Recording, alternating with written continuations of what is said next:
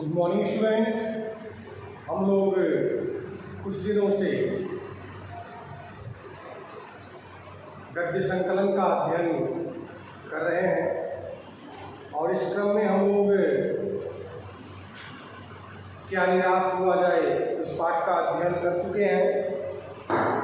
जैसा कि आप लोग जानते हैं कि गद्य संकलन से 5 पाठ का अध्ययन आप लोग क्लास 11th में कर चुके हैं। छठा पाठ दासी था जो सिलेबस रिलीज हो जाने के कारण कट चुका है, तो 7वां पाठ है क्या निराश हुआ जाए। तो हम लोग इस क्रम में पाठ के लेखक हजारी प्रसाद द्विवेदी जी के व्यक्तित्व और कृतित्व से अवगत हो चुके हैं और साथ ही साथ पाठ के सारांश को भी जान चुके हैं। तो मेरे प्यारे बच्चों, आज मैं आप लोगों के समक्ष कुछ प्रश्नों को लेकर उपस्थित हुआ हूँ। इसके अलावा देखिए, मैं आपको बताता चलूँ, आप लोग पाठ्य पुस्तक में ध्यान दीजिए और जगह जगह उन पंक्तियों को अंडरलाइन कर लीजिए, वहाँ से भी प्रश्न बन सकता है। मैं अवतरण के प्रश्नों की बात नहीं कर रहा हूँ। कुछ पंक्तियाँ दे दी जाएंगी, उसमें यही रहेगा कि भाव स्पष्ट करते हुए आप यह बताइए कि लेखक ने ऐसा क्यों कहा है या इसके माध्यम से क्या कहना चाहता है। जैसे पेज नंबर 72 पर है, ईमानदारी को मूर्खता का, पेज नीचे की पंक्तियां हैं 2-3। ईमानदारी को मूर्खता का पर्याय समझा जाने लगा है। सच्चाई केवल भीड़ और बेबस लोगों के हिस्से पड़ी है। ऐसी स्थिति में जीवन के महान मूल्यों के बारे में लोगों की आस्था ही हिलने लगी है। इन पंक्तियों का आशय स्पष्ट करते हुए यह बताइए कि लेखक इसके माध्यम से क्या कहना चाहता है। तो इसमें यही है, लेखक यह बताना चाहता है कि आज के इस दौर में जो व्यक्ति ईमानदारी को ढंग से अपना जीवन निर्वाह करता है उसे लोग मूर्ख समझते हैं। जो सच्चरित्रवान व्यक्ति हैं उन्हें लोग कायर समझते हैं, डरपोक समझते हैं। और आज के इस वर्तमान दौर में जीवन के प्रति, जीवन के मूल्यों के बारे में लोगों की जो आस्था है वह हिल गई है। अर्थात सच्चाई, ईमानदारी, सच्चरित्रता, ये सारे गुण अब आज के लोगों का ऐसा मानना है कि ये सारे गुण मूर्ख लोगों के लिए है, बेबस लोगों के लिए है, लाचार लोगों के लिए है। वह व्यक्ति साहसी समझा जाने लगा है, वह व्यक्ति समझदार समझा जाने लगा है जो अनैतिक कार्यों को होशियारी से करता है और बच जाता है।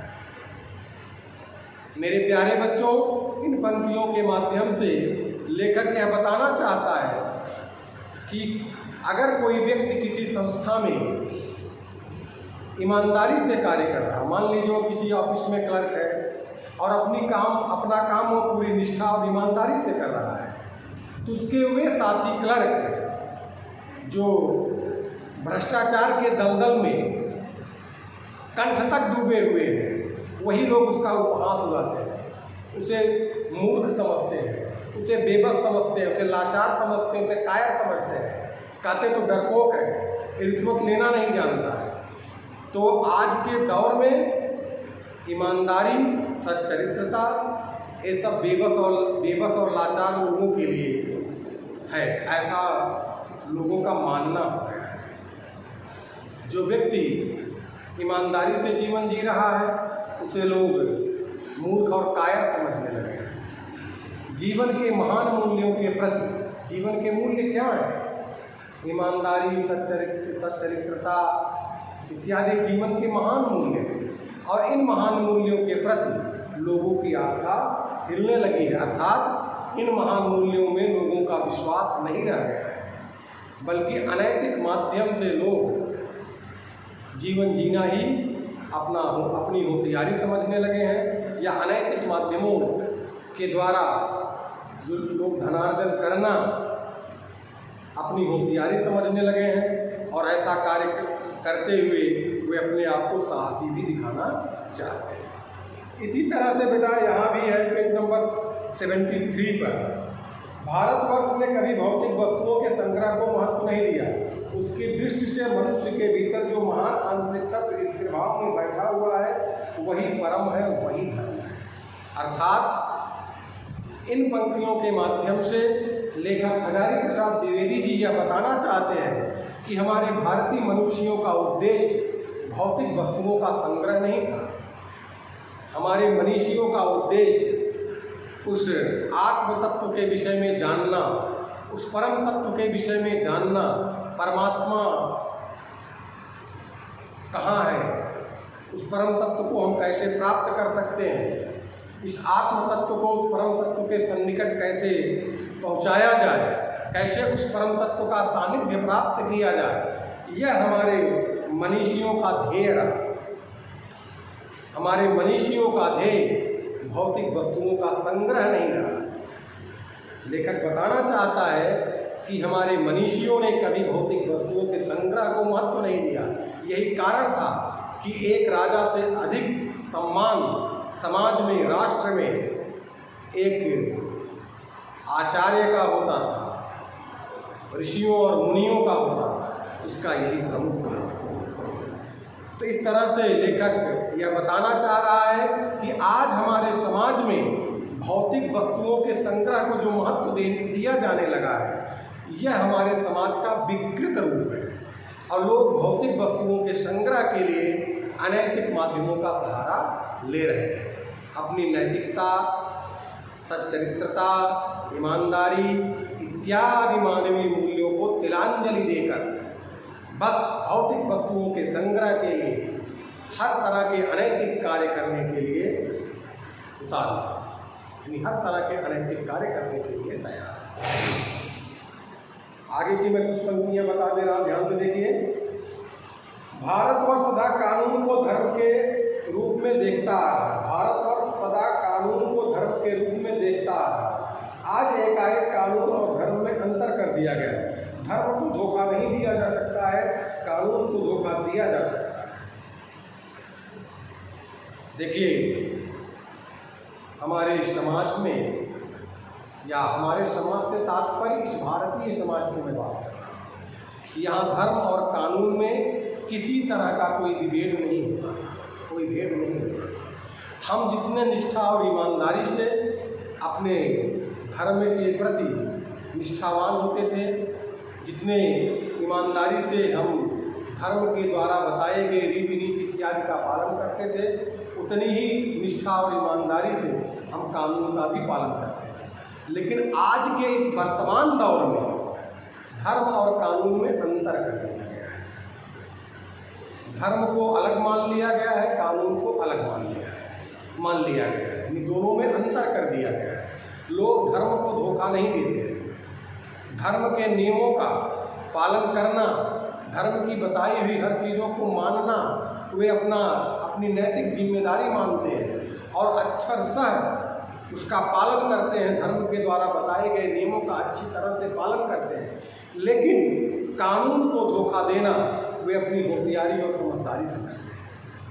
कानून को धोखा देकर बच जाना वे अपनी होशियारी समझते हैं।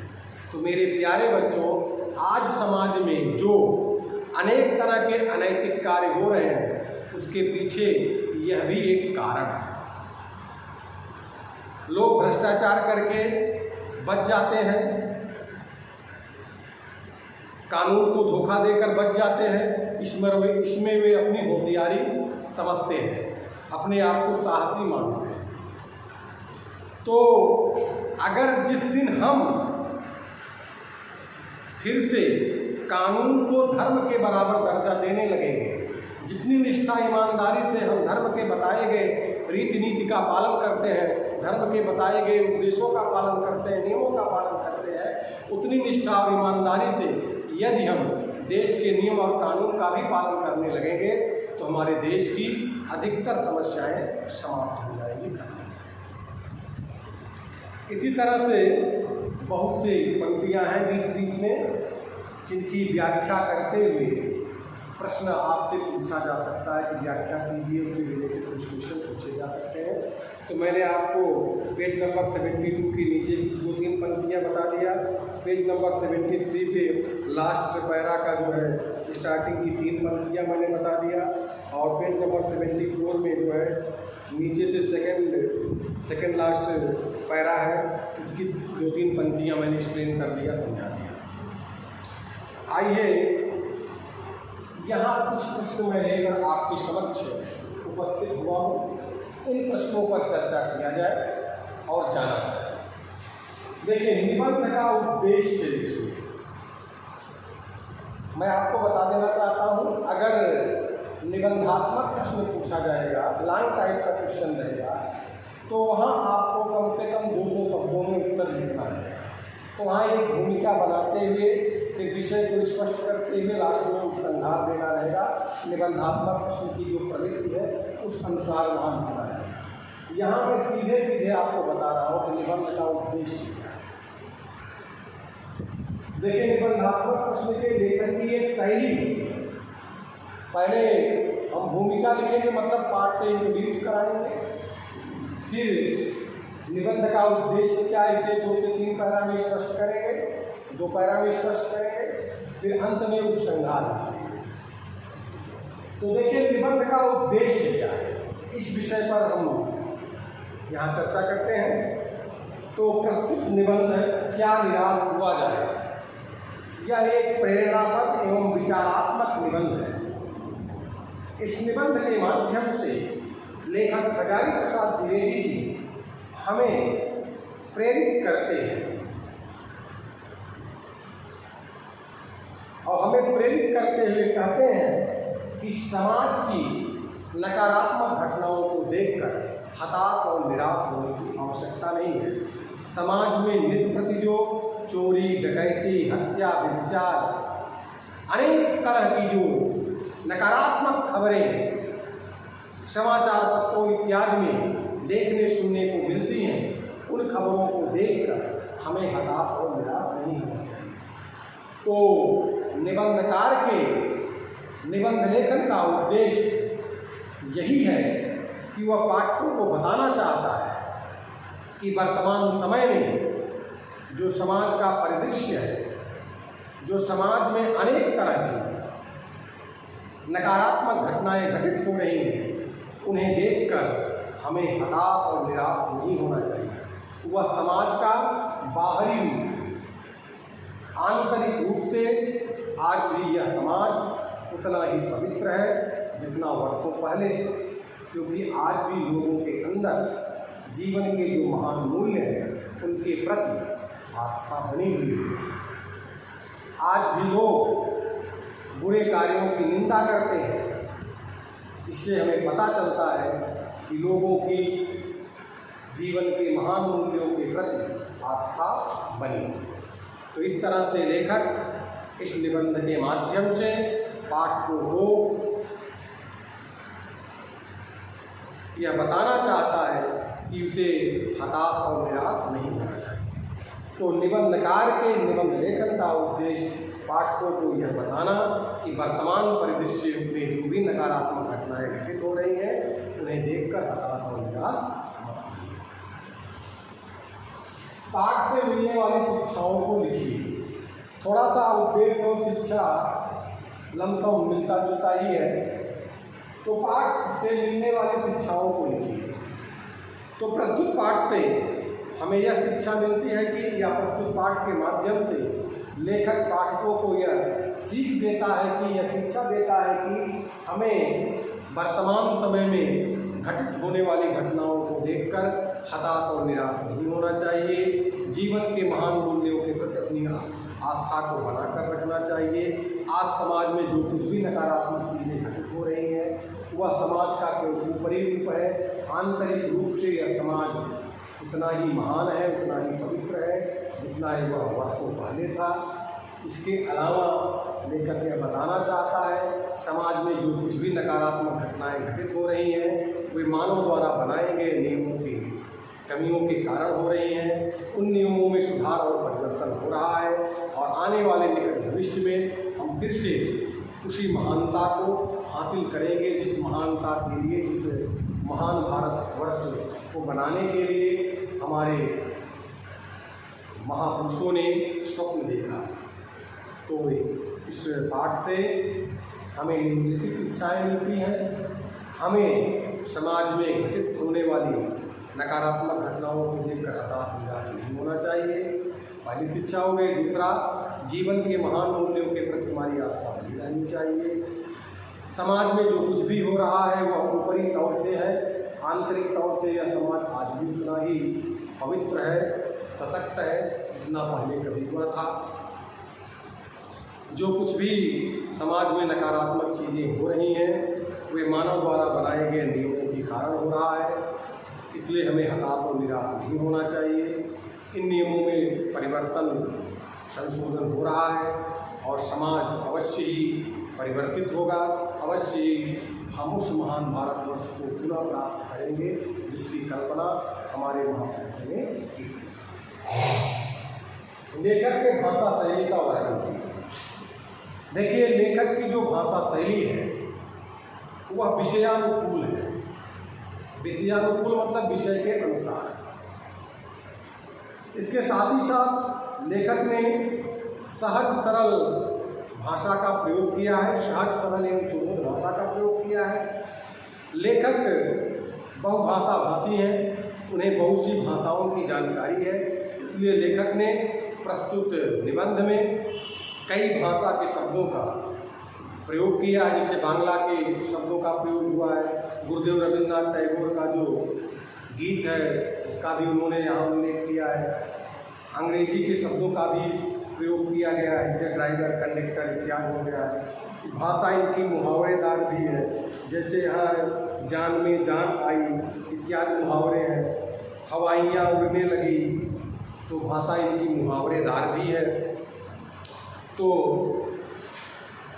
लेखक की भाषा शैली का वर्णन किया। तो लेखक की भाषा शैली या लेखक की भाषा विषयानुकूल है, भाषा सहज सरल और एवं सुबोध है। लेखक बहुभाषा भाषी हैं, लेखक बहुत से भाषाओं के जानकार हैं, जिसका प्रभाव हमें निबंध में देखने को मिलता है। उन्होंने अरबी फारसी के शब्दों का प्रयोग किया है, अंग्रेजी के शब्दों का प्रयोग किया, बांग्ला के शब्दों का प्रयोग किया है। साथ ही साथ इनकी भाषा संस्कृत निष्ठ है, तत्सम शब्दों का भी भरपूर प्रयोग किया गया है। ठीक, लेखक ने अपने जीवन की किन दो घटनाओं का वर्णन करते हुए क्या कहा है?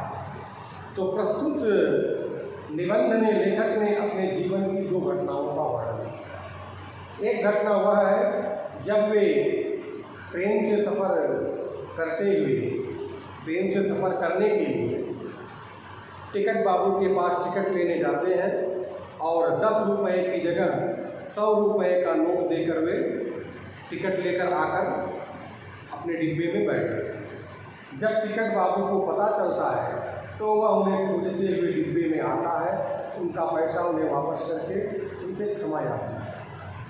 और दूसरी घटना वह है कि जब लेखक सपरिवार बस से सफ़र कर रहा था और गंतव्य तक पहुंचने से पहले रास्ते में बस खराब हो जाती है।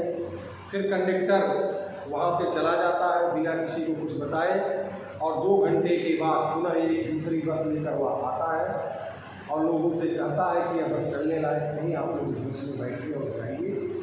और साथ ही साथ लेखक के बच्चों के लिए दूध और पानी भी लेकर आता है। तो इन दोनों घटनाओं के माध्यम से लेखक कहता है कि समाज में आज भी अच्छाई विद्यमान है। जो लोग कहते हैं कि इस समाज से अच्छाई समाप्त हो चुकी है, सब बुरे ही लोग हैं, बुराई ही बुराई है, सो बातें गलत हैं। और यह एक अच्छी घटना सैकड़ों बुरी घटनाओं के ऊपर भारी है, क्योंकि एक अच्छी घटना से लोग अच्छे कार्य करने के लिए प्रेरित होते हैं। तो लेखक यही बताना चाहता है इन दोनों घटनाओं के माध्यम से, हम जितना चटकारा लेकर बुरी घटनाओं को लोगों के समक्ष प्रस्तुत करते हैं, उसी भाव से हमें अच्छी घटनाओं को भी लोगों के समक्ष प्रस्तुत करना चाहिए, जिससे लोग अच्छे कार्य करने के लिए प्रेरित। गुरुदेव रविन्द्रनाथ टैगोर के प्रार्थना गीत का वर्णन करते हुए यह बताइए कि इससे हमें क्या शिक्षा मिलती है। तो पाठ के अंत में लेखक ने गुरुदेव रविन्द्रनाथ टैगोर के प्रार्थना गीत का वर्णन किया है। संसारे के लघिले छठी पाइले शुभ वंचना तोमाके जेन न करी संशय, जिसका भाव है संसार में केवल नुकसान ही उठाना पड़े, धोखा ही खाना पड़े, तो भी ऐसे अवसरों पर भी हे प्रभु इतनी शक्ति दो कि मैं आप पर संदेह न करूं। अर्थात गुरुदेव ने इस प्रार्थना गीत में कहा है कि मेरे साथ चाहे जो भी घटनाएं घटें, चाहे मुझे धोखा दिया जाए, चाहे हानि उठाना पड़े, तब भी प्रभु मुझे इतनी शक्ति दीजिए कि मेरी आप पर आस्था बनी रहे, मेरी वह आस्था आप पर से डिगे रहे, कम न हो। इस प्रार्थना गीत से हमें यह शिक्षा मिलती है कि जीवन में हमारे साथ चाहे जो भी, चाहे मैं ठगा जाऊं, चाहे मुझे हानि उठाना पड़े, इस स्थिति में भी हमें जीवन के प्रति जो हमारा जीवन के मूल्यों के प्रति जो हमारी आस्था है वह नहीं डिगनी चाहिए। ईश्वर में जो हमारी आस्था है वह बरकरार रहनी चाहिए। ये नहीं कि एक ही बुरी घटना हमारे साथ घटित हो जाए तो हम अपने सारे नैतिक आचरण को छोड़कर हम भी अनैतिक मार्ग पर चल दें, ऐसा नहीं होना चाहिए। हमारे साथ चाहे जो भी घटित हो, चाहे हमें धोखा खाना पड़े, चाहे हमें हानि उठाना पड़े, फिर भी हमें जीवन के महान मूल्यों के प्रति अपनी आस्था बनाकर रखनी चाहिए, ईश्वर में अपनी आस्था बनाकर रखनी चाहिए। इस प्रार्थना गीत से हमें यही सीख मिलता है, यही शिक्षा मिलती है। पाठ के अंत में लेखक क्या कहना चाहता है, पाठ के अंत में लेखक क्या कहना चाहता है, पाठ के अंत में लेखक क्या बताना चाहता है कि आज जो कुछ भी नकारात्मक चीज़ें समाज में घटित हो रही हैं वे मानव द्वारा बनाए गए नियमों के दुष्परिणाम स्वरूप हो रहे हैं। उन नियमों में जो कमियां हैं उसके कारण ऐसा हो रहा है और वे नियम बदले भी जा रहे हैं, बदले जा रहे हैं और बदले जाएंगे भी। इसलिए हमें निराश नहीं होना चाहिए, अपनी आशा के किरण को बुझने नहीं देना चाहिए। और जिस महान भारतवर्ष को पाने का स्वप्न हमारे महापुरुषों ने देखा है वह उस महान भारतवर्ष को हम अवश्य प्राप्त करेंगे, यह आशा हमारे अंदर बनी रहनी चाहिए। हमें हताश और निराश नहीं होना चाहिए। तो मेरे प्यारे बच्चों, मैं इन 7 प्रश्नों को यहाँ आपके समक्ष एक्सप्लेन कर दिया हूँ। इन 7 प्रश्नों को आप लोग अपनी कॉपी में कर लीजिएगा। बाकी 3-4 प्रश्न जो जगह जगह से एक्सप्लेन करके मैं बताया हूँ उसको भी कर लीजिएगा। इस तरह से हमारा पाठ्यक्रम आज पूर्ण हो गया। एक पाठ हमें गद्य संकलन में पढ़ना था, वह हो गया क्या निराश हुआ जाए, जिसकी लेखक हजारी प्रसाद द्विवेदी है। और एक पाठ हमें काव्य मंजरी में पढ़ना था, जात उसको दूर जाना है, उसका अध्ययन हम लोग कर चुके हैं।